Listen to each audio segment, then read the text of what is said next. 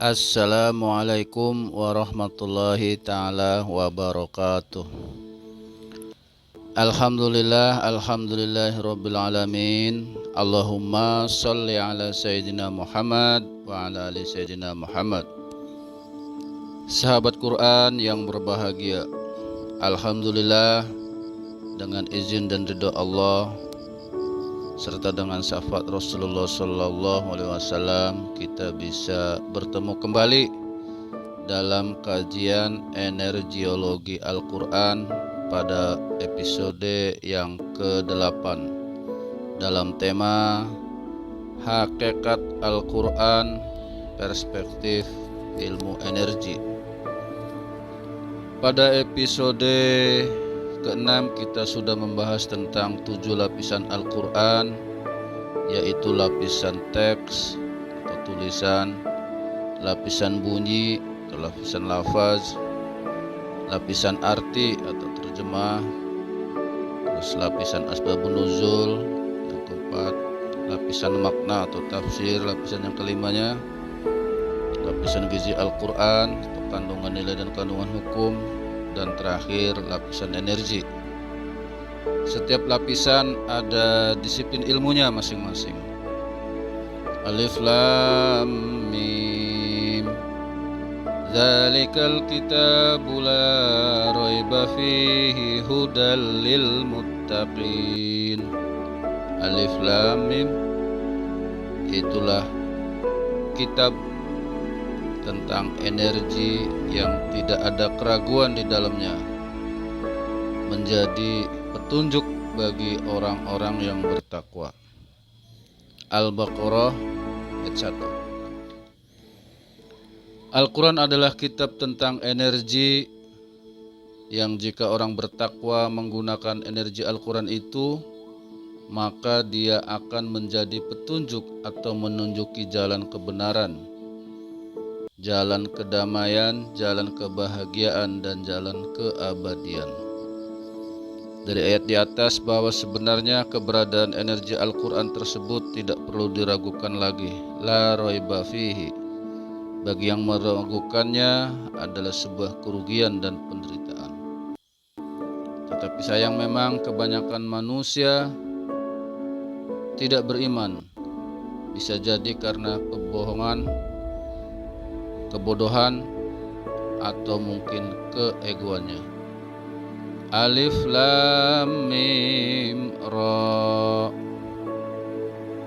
Tilka ayatul kitabi walladzi unzila ilaika mir rabbikal haqqu walakin aktsaron nasi la yu'minun.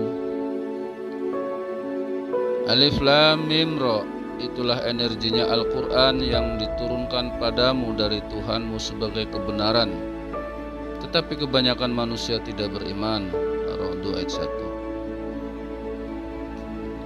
1. Persoalannya, apakah kita tergolong dalam kelompok kebanyakan manusia, aksarun nasi, yang tidak beriman, la yu'minun, atau masuk dalam golongan sedikit manusia yang beriman? Sahabat Quran yang mulia, man ahabbal Qur'ana falyasbir. Barang siapa yang mencintai Al-Quran, maka bergembiralah. Dari kutipan ayat Al-Quran Al-Baqarah dan Ar-Ra'd tadi, kita ingin mengatakan bahwa hakikat Al-Quran adalah energinya. Tema kita kan tentang hakikat Al-Quran. Maka di sini kita ingin mengatakan dan ingin membuktikan bahwa hakikat Al-Quran itu sesungguhnya adalah energinya Al-Quran itu sendiri. Ya, benar bahwa dimensi energi Al-Quran itulah yang menjadi hakikatnya Al-Quran. Jika Al-Quran hanya sekedar ditulis, dibaca, diartikan, dipahami asbabun nuzulnya, kemudian dipahami makna tafsirnya, lalu diambil kandungan hukum dan nilainya untuk diamalkan dalam kehidupan tanpa diserap atau dirasakan energinya, ini bagaikan jasad tanpa nyawa. atau bagaikan makanan yang lezat penuh kandungan gizi dan vitamin, tapi dia tidak dimakan, hanya mubazir dan membusuk di luar karena tidak menjadi energi bagi tubuh manusia.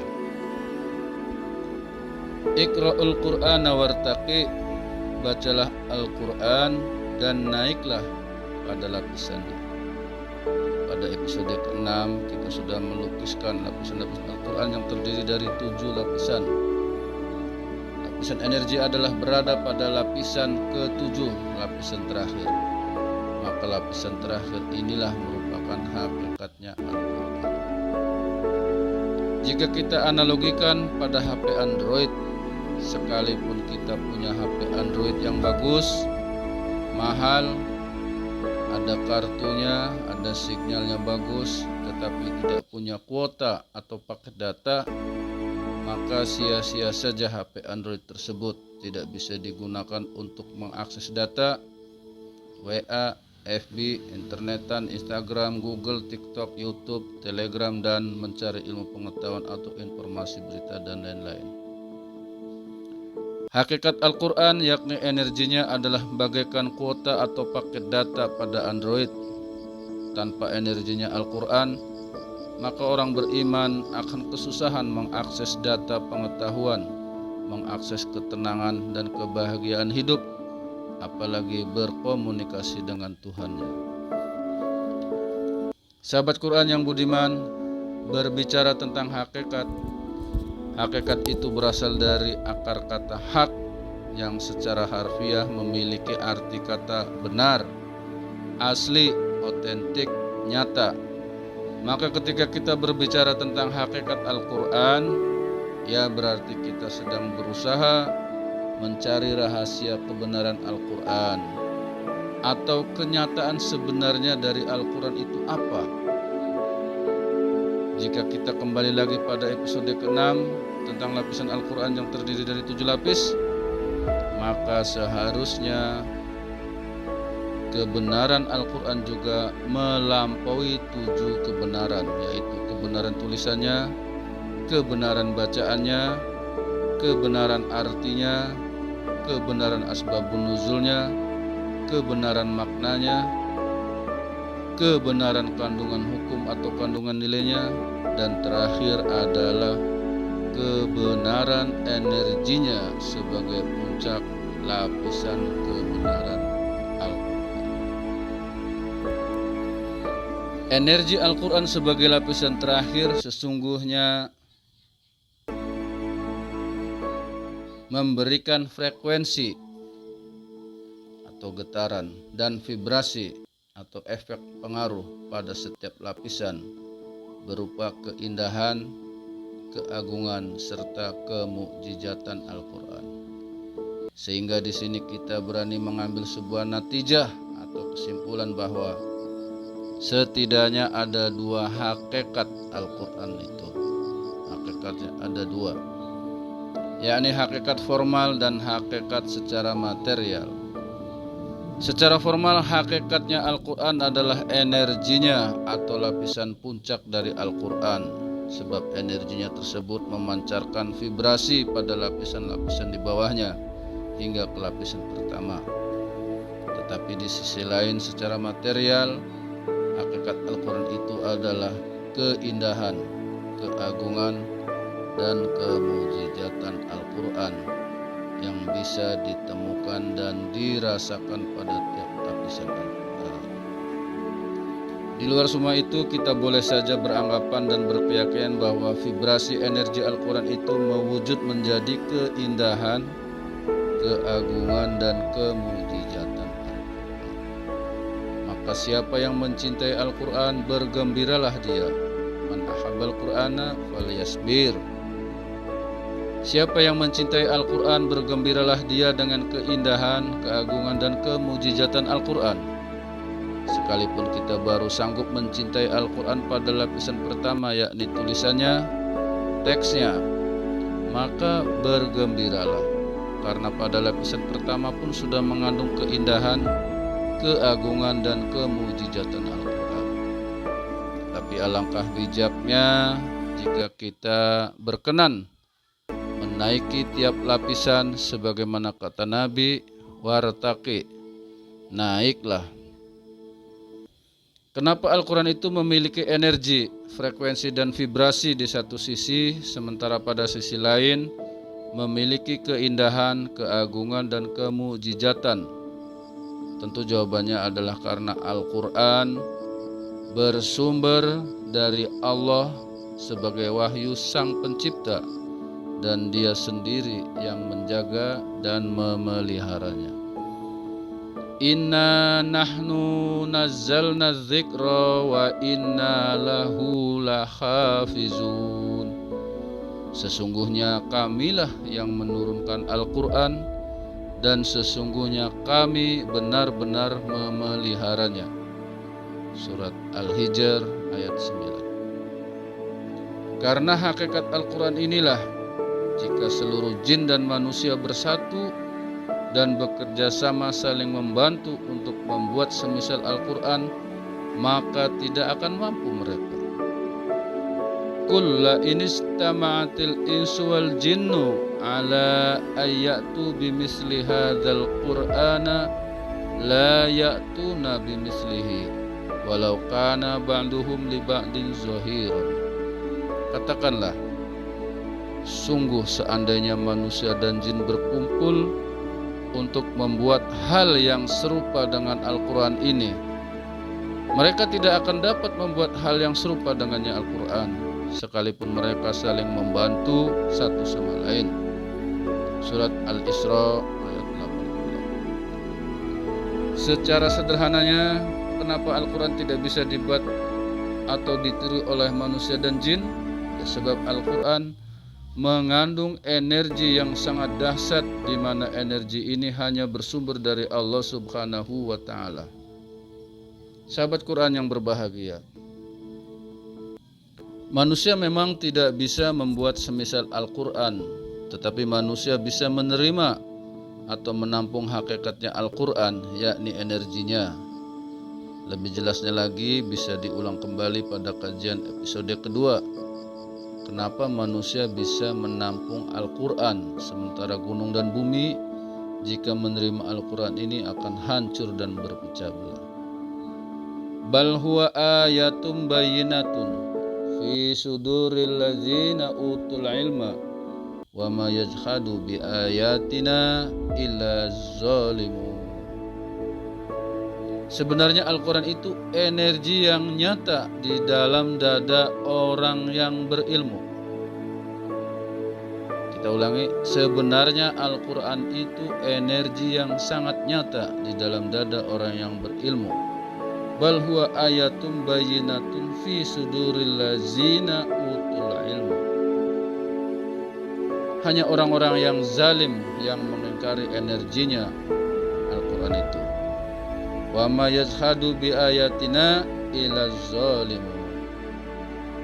Surat Al-Ankabut ayat 49. Baiklah, untuk lebih memudahkan pemahaman kita tentang hakikat Al-Quran, bahwa ia adalah energi yang di dalamnya terkandung keindahan, keagungan dan kemukjizatan, kita menganalogikan atau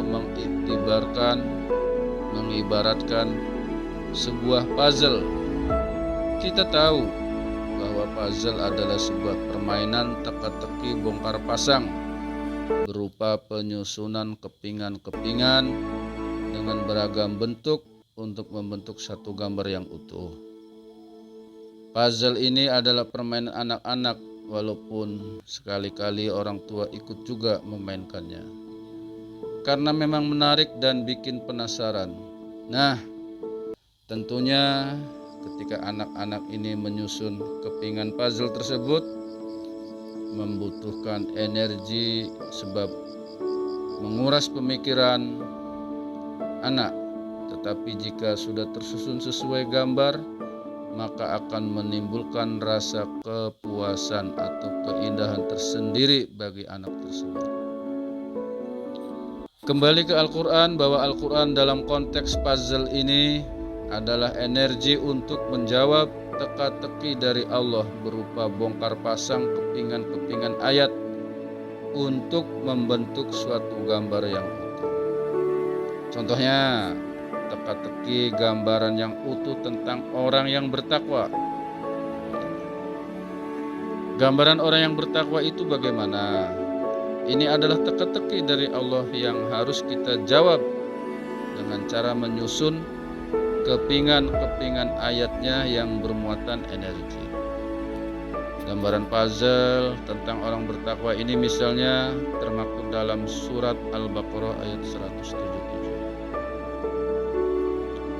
Laisal birra an tuwallu wujuhakum qibalal masyriqi wal maghrib walakinnal birra man amana billahi wal yawmil akhir wal malaikati wal kitabi wan nabiyina wa atal mala ala hubbihi dzawil qurba wal yatama wal masakina wa ibnas sabili wasailina wa fir riqab wa qamas sholata wa ataz zakata wal mufuna bi'ahdihim idza ahadu wasabirina fil ba'sa'i wad dharra'i wa khinal ba'si ulaika alladzina shadaqu wa ulaika humul muttaqun.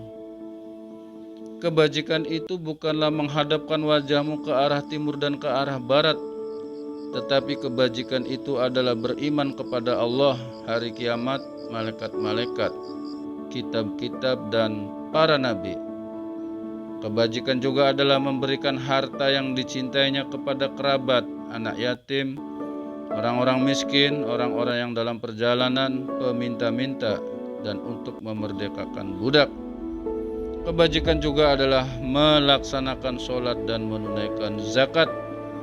Juga masuk dalam kebajikan adalah orang yang menepati janji apabila berjanji, dan orang yang sabar dalam kemelaratan, penderitaan, dan pada masa perang.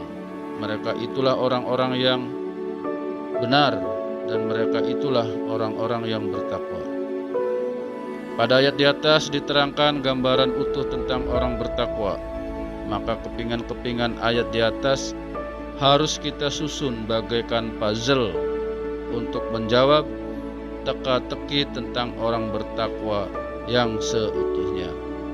Maka di sini Al-Quran adalah energi untuk menyusun kepingan-kepingan tentang iman, kepingan-kepingan tentang pemberian harta yang kita cintai sesuai objek sasarannya, kepingan tentang sholat dan zakat, kepingan tentang janji dan kesabaran. Tentunya jika kita berhasil menyusun kepingan-kepingan tersebut, walaupun kita selalu bongkar pasang dan terus berusaha menyusunnya kembali, maka kita akan menemukan keindahan, keagungan, dan kemukjizatan dari Al-Quran. Sahabat Quran yang berbahagia, semoga ilustrasi atau gambaran tentang puzzle tadi bisa memberikan pemahaman tentang hakikat Al-Quran. Baik, kita ketemu pada tema-tema berikutnya tentang ngaji energinya Al-Quran. Assalamualaikum warahmatullahi ta'ala wabarakatuh.